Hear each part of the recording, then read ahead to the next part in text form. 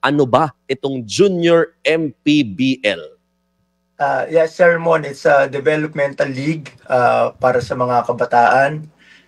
Founded by our Senator Manny Pacquiao. Meron tayong 3 brackets.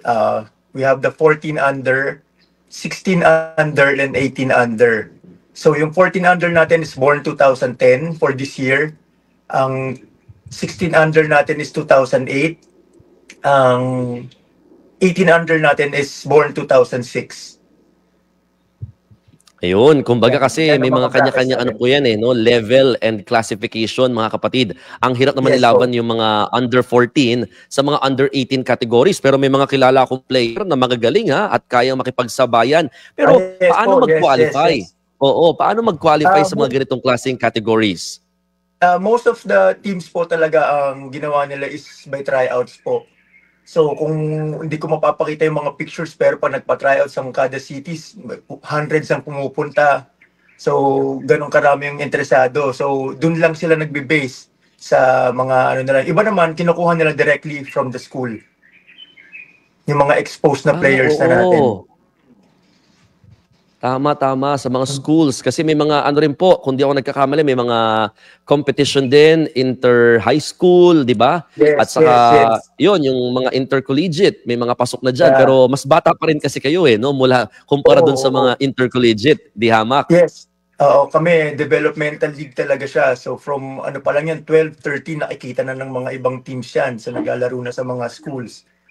So yun, bukod sa tryout, direct from the school kinukuha na. Natanong ko na ito sa iyo noon, nung nagkukwentuhan tayo. Pero kasi maaaring ang sabihin ho nila, baka maka-apekto naman ito sa pag-aaral ng mga bata. Kasi mga bata pa ito, mga high school, mga tutoy pa. Ang games naman natin is every weekend lang.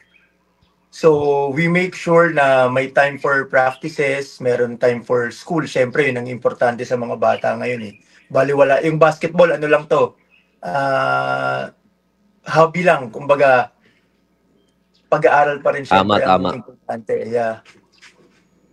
Oo, kumbaga mga kapatid, dapat ang mga professional basketball player, hindi pa rin po kinakalimutan na makapagtapos ng pag-aaral at maayos na maka-graduate, Pero sir, ang tanong pang isa dito, syempre, parang professional basketball league na itong Junior MPBL. The professional basketball players are being paid. Ganon din po ba sa mga bata? Ay, hindi po. Wala pong bayad ng mga bata dito. Ang pinaka nabibigay po namin sa kanila is yung exposure. Tapos kung maikwento ko sa'yo, Sir Mon, 56 ang nakuha sa amin last year sa school. Wow, galing! Nabigyan sila lahat ng scholarships. Top schools to ayoko na lang mag-mention ng school, pero NCAA, UAAP schools sila napunta. So yun na yung pinaka-reward nilang nakukuha. Totoo yan. Walang money involved. Oo. Kumbaga mga kapatid, because of the exposure, nakikita ka ng mga kumbaga ano tawag sa ganun? Yung tumitingin? Nag-scout. Yan. Oo, mga nag-scout. Tama. So, nakikita ka kagad nila na ito may potential to So, you are given the chance of this kind of opportunity. Abay, syempre, kailangan mong galingan na talagang husayan. Kumbaga, mula sa mga pang-kanto-kanto lamang na pagbabasketball o mga pang-covered court lamang into professional basketball league na ka-level mo. And then ito na yung opportunity para at least talagang makita ka nga nila ng mga professional basketball league pa in the future into different levels pa. Pero eto sir, sa first season kasi, sinabi mo, last year lang din naman yon na gusto ninyong damihan pa yung teams na sasali. Ilan po ba yung current teams ngayon? At kanina ibinalita na po namin sa aming pampagising na portion ng mga balita at impormasyon, yung mga additional teams. Pero at least sa inyo po manggaling, how many teams currently at ilan yung madaragdag? At tingin nyo, ma-achieve nyo pa ba yung mas dadamihan pa ang teams na yan this season? Bali, last year po, we started ng 22 teams, 22 cities actually. So ngayon, nadagdagan tayo ng 4. May Kawayan, Palawan, Binyan, at saka ang San Juan ang dumagdag. So ngayon 26 tayo. Yeah. 26 teams na. Aba, palaki ng palaki. At parang parami yung ng seniors, parami, no? Ang mga, yung seniors 30 na eh. oo, mga opportunities. Oo. Tama, tama.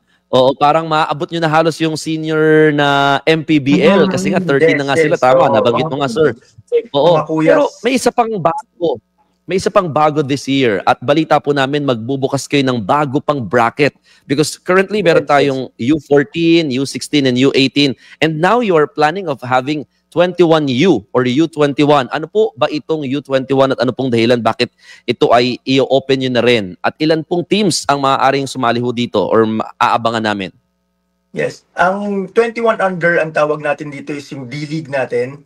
Sa developmental league naman to, yung mga nasa college na, 21 under, yung mga gusto nang mag-pro. Parang ito naman yung parang pinaka-tryout nila. Diba po? Wala pa rin siyang sweldo, exposure pa din ang mabibigay natin. Pero ito talaga ang mga team sa MPBL dito na nakatingin. Dito na sila Totoo yan. kukuhanin. Yeah, next step to pro na to. Iba ho yung exposure ngayon ng mga MPBL players. Abay, grabe. Ang Sobrang gagaling na rin dami. talaga, no? Kaya, Sobrang oo, dami. sobrang dami at sobrang dami humahuhusay ng mga basketball players po dyan pag nagkataon. Kung tutuusin. At saka ito nga, may mga junior MPBL, mga rising stars, rising basketball stars. Yes, yes. At ngayong May 5 na, sa darating na linggo na po, ang opening ulit ng Season 2. Ano pong iaasahan natin dyan? At maaari ba itong panooran ng publiko? Yes, opo. Free admission po tayo. Siyempre, yan po ang layunin ni Senator Manny, makapagbigay ng entertainment, 'di ba, sa ganitong level. So sa May 5 sa Alonte Sports sa Binyan Laguna ang opening natin. May mga performers tayo, sila Flo G, sila Nick Makino, nandiyan dyan. So si Senator Manny himself pupunta. Saka si Sir Mon pupunta yan for sure. 'Di ba, sir? Inobliga na. Nakawawa ka na sa akin. Sige, sir. Gagawa natin ang paraan yan na makabisita tayo dyan na talagang, sige. Mukhang wala nang bawian to. Biglang inanong sa national TV na kailangan nandun tayo. Sige, magkita-kita tayo dyan mga kapatid. Yung mga nanonood sa Bangon Bayan with Mon, magpupunta po tayo dyan. Pumunta kayo para makita natin. May nagtatanong dito. Junior MPVL. Meron na rin bang ganon? Maharlika Pilipinas Volleyball League. Yeah, nakapag-open na to last year din. Almost kasabay namin. Volleyball naman siya for women. Parang ang ka-bracket niya is yung MPBL. Nice. Nako. Talagang hindi pa sa youth volleyball. Oo, ano pa to? Kumbaga yung professional league na talaga, no? Yeah. Oo. So siguro, well, it's a different thing, pero aabangan natin. Opo. Sige. Sir, medyo nagkakaroon lang ng problema sa connection namin. Pero yon, nako, talagang kaabang-abang at aasahan. Ano pa ba ang iba pang pwedeng asahan ng publiko dito sa Junior MPBL? Parang every season may mga bago kang naiisip at saka bago kang nadadagdag. Ano pa ang mga susunod na dapat abangan ng publiko? Lalo na yung mga magulang na may mga anak po na gusto na talagang ma-expose pagdating sa pagbabasketball. Yeah. Bukod po dun sa 21 under natin, syempre nandyan po yung 14, 16, and 18. Mas magandang production na ginawa namin. Mas competitive na liga. Yun, pinaganda ni Senator Manny yan. Ano siya dito? All out siya para makatulong sa mga bata, makapagbigay ng exposures. And ayun, hopefully makakapunta sa mga magagandang school yung mga kabataan. Yun po ang pinaka-goal natin. At nakita nyo na po ang resulta mula sa Season 1. Napakarami hong nakapasok at nabigyan ng mga scholarship dahil nga sa galing nila at husay po sa paglalaro ng basketball through this kind of exposure. Mabuhay po kayo, sir. At sana marami pa ang talagang matulungan ang ganitong klaseng mga basketball league, no? Para sa ating mga kabataan. Nabibigyan po sila ng opportunities. May nagtatanong dito, sir, pwede ba mag-try out? Tapos na yata, no? Tapos na po. Yes, na po kami ng deadline para sa lineup. So, wag po sila mawalan ng pag-asa. Marami pa pong seasons na darating. Yun, oo. At saka, yun nga, talaga kung ikaw ay porsigido, no, na ma-expose sa ganitong klaseng larangan, yung iba talagang dumadayo para lamang makuha kasi may mga parang invitational naman, no? May open naman yung, for example, Imus team, pwede silang magtanggap din ng hindi taga-Imus, pero limited slots. Tama ba? Opo. Opo. Bali, ang sa lineup po kasi is 25. 5 lang naman po ang homegrown na kailangan.